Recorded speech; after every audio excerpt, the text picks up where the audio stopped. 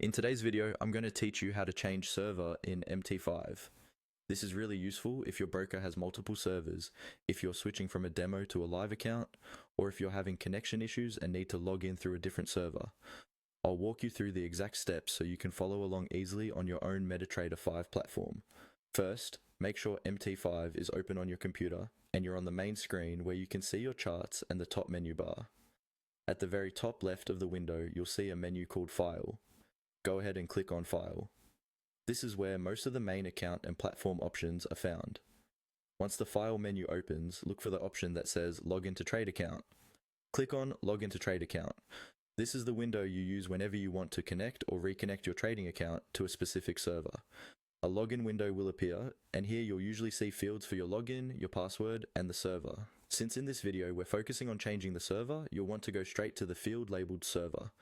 Click on the server field. When you click it, you should see a drop-down list or a small menu of available servers provided by your broker. From this list, select the server you want to use. This might be something like a demo server, a live server, or a region-specific server, depending on what your broker offers.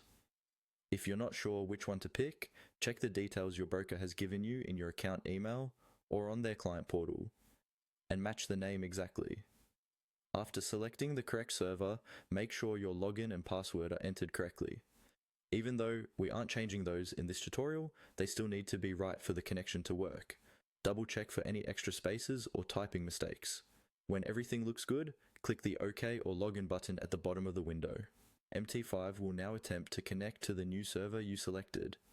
You can usually see the connection status in the bottom right corner of the platform.